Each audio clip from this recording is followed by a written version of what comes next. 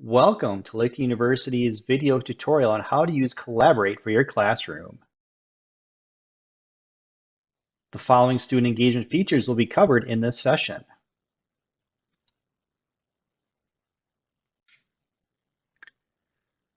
By selecting the Share Content button from the Collaborate panel, you can get creative on the virtual whiteboard, share your desktop screen to show other software packages or web pages, share an external camera, and upload and share content including PowerPoint presentations, images, and PDFs.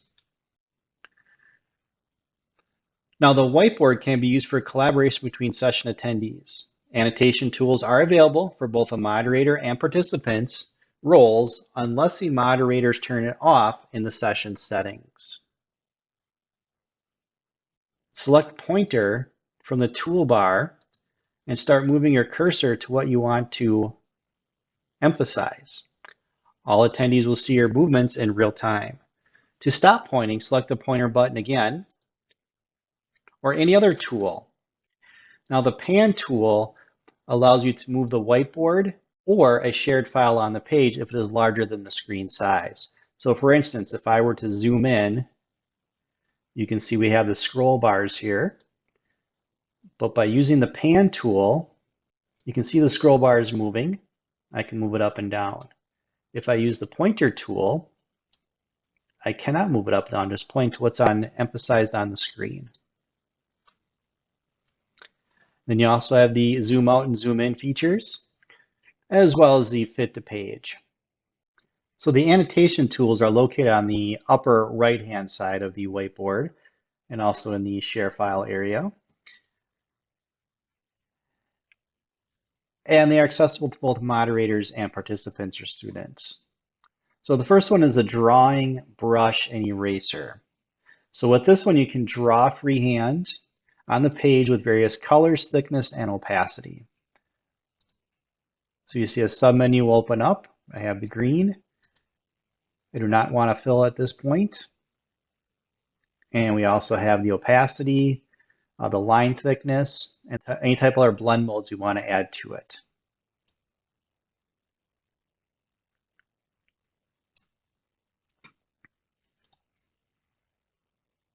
And then with the eraser tool, we can choose the eraser thickness, and then obviously that will drag and erase through it. The next tool is the text tool, where you can add text directly on the page. And you can edit and move the text tool by selecting on it, and then I can drag a corner and make that font bigger. I can also duplicate it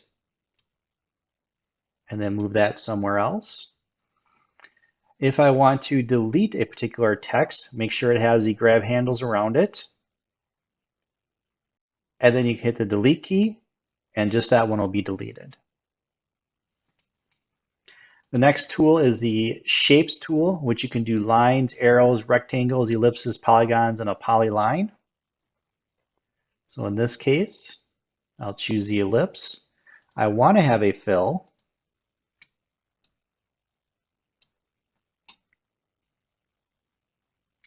So with the download tool, session attendees can download in PDF format any full file, including annotations or any whiteboard that is shared. Files uploaded from the share file option can only be downloaded once they are shared. And you can also add in a note, which will pertain to the shape. And you see that note will appear. And as you add notes as a moderator, as you can see, your students can also add additional notes to your note if they were to have questions later on, or so as not to interrupt your presentation. And then the last tool that's available on here is only available for moderators, and that is the clear annotations and stop sharing. So once everything is all done, you can clear all the annotations at once and just say yes, clear annotations, and you'll have a blank whiteboard. And then to stop sharing this, you have a stop sharing option here, and also in the share content panel, you have a stop button here as well.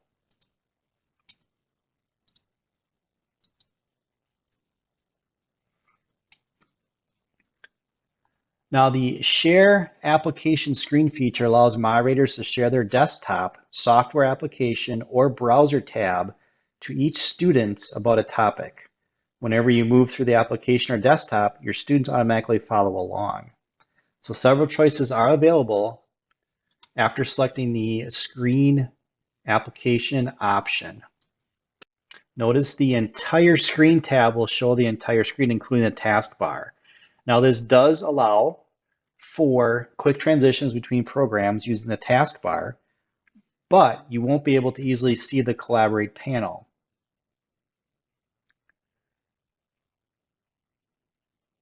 Now, audio can also be shared with remote students, and this applies to both web-based audio sites such as YouTube or even MP3 or MP4 files that are saved on your desktop. But in order to do this, the Share Audio button in the lower left-hand corner must be checked, and this only works in the Chrome browser. Now, there is also a word of caution when showing videos, such as YouTube or otherwise, using this feature. Videos may be choppy and not produce any sound for students attending via Collaborate or even on the recording itself, depending on the student's ISP settings. So to provide parity for all course participants, it is recommended that instructors provide all video links within the proper weekly content folder for your students to easily access. Or you can also copy and paste the video links URL into the chat session for live students to access until you have time to permanently place the link in Blackboard for your asynchronous students to view. Now, when sharing any audio or video feed within Collaborate, the following procedure is recommended. After referencing the video the students will be watching, and prior to actually watching the video in the classroom, let students attending know that the classroom microphone will be muted to eliminate possible room echo on their end. When students finish the video at home, have them use the raise hand feature to indicate they are done. The classroom instructor can do the same. Once everyone has their hand raised, unmute the classroom microphone and let the discussion begin. So after you select the window that you want to share, you're going to simply click on the Share. Notice that the sharing opens up on the bottom of the screen, so it indicates that we are sharing our screen. Now, it does take a couple seconds for that to transfer from your computer to what the students are seeing at home. You'll know it's finished. In this case, you're going to get this cascading effect, which is normal. Okay, that's going to happen until you choose, say, a different tab on the bottom here. You can see my cursor moving throughout the cascading effect. And as soon as I were to switch over to something different, a different program, maybe I had Microsoft Notes open here, then it will project that note out there. The same can be said if I switch to this tab. Now it's no longer cascading, but what the students will see is this Lakeland Today tab. When I switch back to Collaborate tab, it'll start cascading again. So that is perfectly normal. And to stop sharing your screen, click on the blue Stop Sharing down here, or in the upper right-hand corner, or even on the control panel.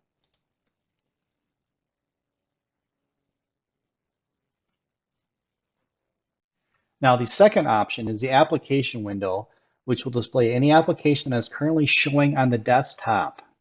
If an application is minimized in the taskbar, it will not be available as an option. To make it an option, simply click on the taskbar icon and it will appear. Select the option that you want to share, so there's a blue box around it, and when ready, click on Share. Now, this option does not allow for audio to be shared. Now, the last sharing option is to share a browser tab. So if several web pages will be referenced during the evening, this option will work best if you already have those tabs open, as you can see on my screen, so as not to waste class time searching. Simply select the Share button when ready after selecting the tab. After selecting the particular tab you want to share, it'll give you a preview. If that site has audio, be sure and check off the Share tab audio, and then share it with your students. Now, once again, that's only that tab is going to show. So if you were to switch to an Excel spreadsheet, that would show for your classroom students because they can see it on the front of the big screen, but it will not show for your students at home. So if you want to do that option, then it is best to use the entire screen. So you can utilize that taskbar on the bottom to easily switch between programs. The share camera option gives you the ability to share more than one camera. This allows you to share your video, as indicated on the screen here in the lower left-hand side as moderators are. On the student side, my video will be showing on the right-hand corner, as well as another camera that's connected to your computer. Students can see you and anything else you want to show. You are only limited by the number of external cameras and USB ports on your computer. So to use it, select the share camera, and then the particular camera you want to share. In this case, I just have two cameras. The front-facing one is currently being used, but the rear one is not. So I'll click on the rear-facing camera. So you can see I taped my business card to the wall, and I can share that camera with students. Notice that my normal camera is still showing me, and my rear camera is showing the wall and my part of my business card. Now, at any time, you can select the stop button to stop sharing your secondary camera. Now you can upload GIF, JPEGs, and PNG images, PDF files, or PowerPoint presentations of 60 megabytes or lower to your session. You can upload multiple presentations. However, the total size allowed is 125 megabytes or lower for any particular session. Simply click on these share files in the share content area. Select add files or drop and drag a file into the box to upload it. Once uploaded, select the file so it's highlighted, and then select Share Now. You can prep for class at the beginning of the week or even at the start of the semester by preloading the files you want to share. These files stay in the session until deleted by a moderator. So in this case, I did a very short PowerPoint. So I would select the PowerPoint slide I want to show. And after it loads, I can move through the slide either by keeping up the Navigate Slides panel open. But in most cases, you're probably going to want to either see the chat or the attendees panel. So I'll select the attendees panel. But on the bottom of your PowerPoint slides or PDF files or images, you'll have the navigation here as well. So I can go to the next slide and the previous slide if need be. Notice the annotation tools are also available. And they will be available for students if you have them turned on. And this does offer persistent annotations. So if I were to do something, let's say an accounting class, and I had a T account up here, I could do some numbers. I could write some 500 in my T account. And a student asks a question about the previous slide. Well, if I go back to the first slide, answer the question regarding that, and then again, move ahead in the presentation, notice that any annotations I have in there or students put on there do still exist. And once again, when the students download this particular thing, they're not just downloading this particular slide they're seeing, they're downloading the entire presentation with the annotations. So it is my recommendation that you don't have students download this until the very end, or to help out your online only students, you as the instructor could download it yourself and then provide that file, providing it doesn't exceed our 25 megabyte upload limit into Blackboard courses, as a link from your OneDrive. If at any time you want to stop, there is an option to do so at the upper right hand corner, or back on the share content area and the stop sharing files option right there too. Now, it is highly recommended that PowerPoints are best used, or PDFs, in the share files for the following reasons. When you upload each slide, it is optimized so all attendees can view the quality slides no matter their network connection. So essentially this means that any slide timings, transitions, and animations are removed. And if this is something you absolutely can't be without, I would suggest using the Share Application Screen feature discussed earlier. Now with share files, you can upload more than one presentation anytime to have ready for your session. And you can upload files that stay in the session until deleted by you, the moderator. This makes it easier to return to a slide if you need to review. This concludes this tutorial. If you have any additional questions, please contact the Director of Instructional Design at the email address on the screen.